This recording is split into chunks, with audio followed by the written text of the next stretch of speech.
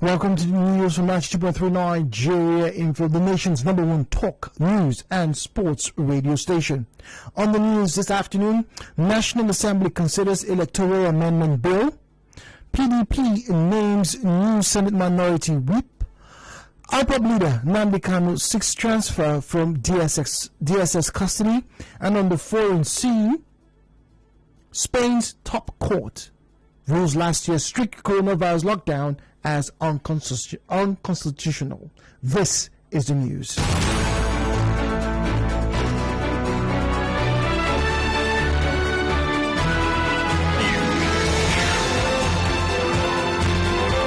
This is the news on 92.3 Nigeria Info. Well, welcome to the news. My name is Omamebe Jude. Senators are considering the Electoral Act Amendment Bill in the ongoing plenary in Abuja. Senate President Ahmed Lawan has refuted allegations that the Senate had introduced extraneous clauses into the Electoral Act Amendment Bill. Meanwhile, House of Representatives is expected to pass amendments to the Electoral Act of 2010. The Committee on Electoral Matters laid its report on the Electoral Act 2010 Amendment Bill at plenary on Wednesday. In the report, the committee recommended that electronic voting and transmission of results should be left at the discretion of INEC. The Speaker, Femi Gbajamila, and Chairman of the House Committee on Media and Public Affairs, Benjamin Kalu, had separately stated that the bill will be passed before the National Assembly embarks on its 2-month annual recess, which begins on Thursday. Former lawmaker and PDP Vice Chairman, Rivers West Senatorial District, Robinson Errol, says the system of voting used on the floor of the House before a bill is passed is based on the resolution of the members. Reacting to what method of voting should be used by members of the House ahead of the passing of the amended electoral bill, he had this to say. We know the Parliament have right to regulate their own activity by resolutions, and these are contained in their standing order. But as it stands now, the common method of voting in every other bills, except money bills, is the voice vote. Passing of the Electoral Act, I'm sure they will use the voice vote because it's part of the standing order. As a former parliamentarian, we work strictly with what is in our standing order, and until the standing order is amended, I think there's nothing anybody can do. Before any major issue, especially issues like the Electoral Act, which they are handling now, could be decided in Parliament, in plenary, they must first meet in the executive session, where they brainstorm. What they do at the plenary is a reflection of the decisions they have made in the executive session. Mr. Errol also explained the kind of bills that don't require the use of voice votes. In the Parliament, we have two methods of voting: the voice vote and then the individual voting system. And in the Parliament, we have 10 kinds of bills, like money bills, especially the budget. Money bill requires that 2/3 of the Parliament must vote in favor. What it means is that individuals have to cast their vote individually. Then in other bills, voice vote could be applied. The People's Democratic Party, the PDP, has named Senator Ibrahim Dambaba as the new Senate Minority Whip. He replaces Senator Shabi Yahu from Zamfara State, who defected to the All Progressives Congress recently. The National Publicity Secretary of the PDP, Kola Ologbediya, says ahead of the passing of the Electoral Amendment Act today, lawmakers from both chambers of the Assembly should be given the opportunity to vote for national interest. In a television interview, he said the amended electoral bill presents an opportunity for the leadership of both chambers of the Assembly to write their names on the right side of history.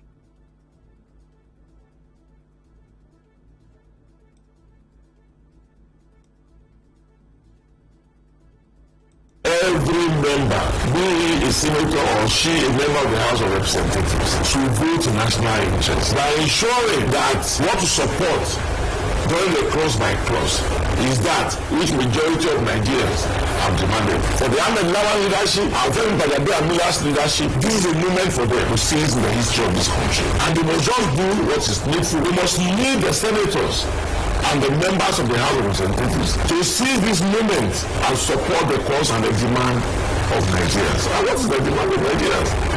We desire a country where elections will be free. Mr. Olubini also had this to say on the method to vote to be used by the House in passing of the bill.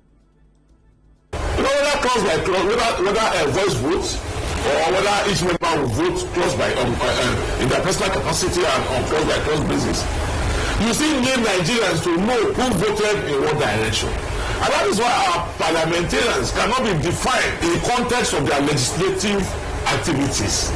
Because we don't allow the public to know what we are doing. So it is strange to us in the People's Democratic Party that the leadership of the House will reject an offer that is free of charge just to enable Nigerians their right to know what's happening in their parliament. Meanwhile, a former Speaker of the Bayelsa State House of Assembly, Tony Isene, says ahead of the passing of the amended Electoral Act by lawmakers today, the National Assembly should ensure the bill includes the electronic transmission of votes. In an interview with our correspondent, Mr. Isene said electronic transmission of votes and election results will solve problems of electoral fraud. There are things that we can do to also avoid or to prevent stumbling and ballot vote slashing and the rest of them. If Nigeria electoral system goes electronically, then there is no job for the top who is going to slash a ballot box. If votes are transmitted electronically, nobody is going to wait for a returning officer somewhere to kidnap him or snatch the result from him to go and change the results. But if we don't correct those things, we are going to take people to court. Courts that will take on how many years? We don't even have judgment. And injuries have been done. Yes, setting up the commission is not wrong, but they're saying we need to get the processes right. So this is an opportunity for the National Assembly to rise up to the occasion and listen to the yearnings and aspirations of Nigeria. Electronic transmission of results should be embedded in this amendment. Well, still ahead, leader Nnamdi Kanu seeks transfer from DSS custody. Stay tuned, more to come from 90.3 Nigeria Infuse Major News.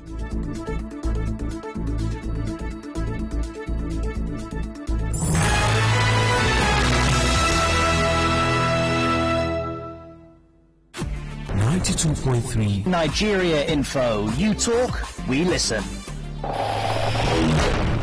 We bring news and current affairs. To your doorstep.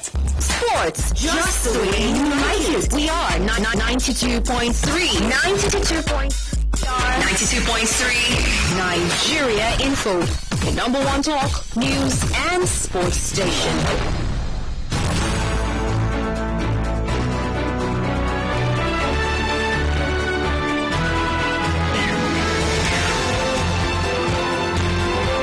This is the news on 92.3 Nigeria Info.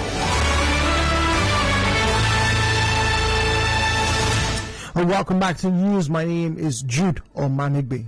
Continuing with stories now, the Human Rights Committee of National Bar Association, the NBA Port Harcourt branch, has urged the Commissioner of Police in Rivers State to properly investigate the disappearance of one Callistus Adoye since April 27th. Chairman of the committee, Anthony Osademe, made the call when she led members of the NBA and the committee to the office of the Commissioner of Police. Mrs. Osademe said the committee is concerned about the abuse of human rights by some police officers. Let's take a listen. A citizen was arrested, and up to today, you can't find the citizen. If he's late, the police cannot account. The woman was thrown out, intimidated, and threatened. Even when we send our human rights member to go with her, before us there, they were threatening her to detain her. They should shoot her. They should take her away. And this is a man that was arrested since April this year on his way going to the mother at Owerri. If he's dead or he's alive, we don't know. And this woman has been crying. He has written to us. He has written to you, your office. She also called for an investigation into the shooting by officers of Rumokoro Division in 2020 that left many with bullet injuries. Where a Keke man was shot dead by your officer. But as a result of that crisis, some people were shot. Yes, other persons, that is the case we are now presenting. They were shot by the Rumokoro policemen, injured. And they were still the same people that took them to UPTH. And since then, that is how they have abandoned them there. We are seeking justice for them and appeal to you to please use your good office to ask a proper investigation on these matters. Correspondent reports on the Commissioner of Police River State Friday Ebuka while the working synergy and promised to address all issues raised.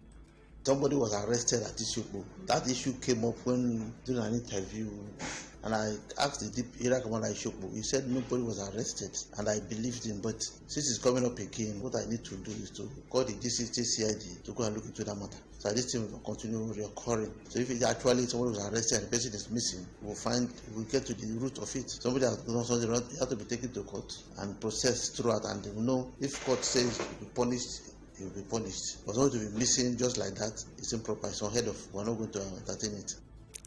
IPOB leader Nnamdi Kanu has urged the Federal High Court in Abuja to transfer him from the DSS custody in Kuje Correctional Center. Also, yesterday, IPOB accused the DSS of denying his doctors access to see him.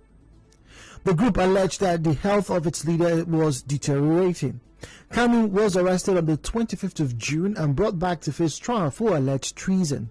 Justice Binta Yako had ordered that he be remanded in DSS custody and adjourned until July the 26th for resumption of his trial. And now to business. The Senate has directed 59 federal government agencies to return over 300 billion naira allegedly misappropriated by them to the Federation account. It specifically ordered that all monies illegally spent by the affected agencies, including the Nigerian Ports Authority, the Bureau of Public Enterprise between 2013 to 2015, be recovered and remitted to the nation's treasury within 60 days. To entertainment now, singer Kiss Daniel has gifted his twin babies a house each. The 27-year-old male made this known on his verified Instagram page, where he shared pictures of himself and his twins alongside the documents for the houses he acquired for each of them. And to sports now, Paris Saint-Germain have completed the signing of Italy keeper Gianluigi Donnarumma on a free transfer. The 22-year-old joins PSG after being named the player of the tournament as Italy won the Euro 2020 on Sunday. He saved 2 penalties as the Azzurri beat England in the shootout. Donnarumma, who will sign a 5-year deal at PSG, announced this earlier this week that he was leaving AC Milan after his contract had expired. And now finally from the international scene, Spain's top court has ruled that last year's strict coronavirus lockdown was unconstitutional. The ruling leaves the door open for people who were fined for breaking the rules to reclaim the money that they paid. But the court said it would not accept lawsuits from people and businesses who want to sue the government because they lost money due to the lockdown.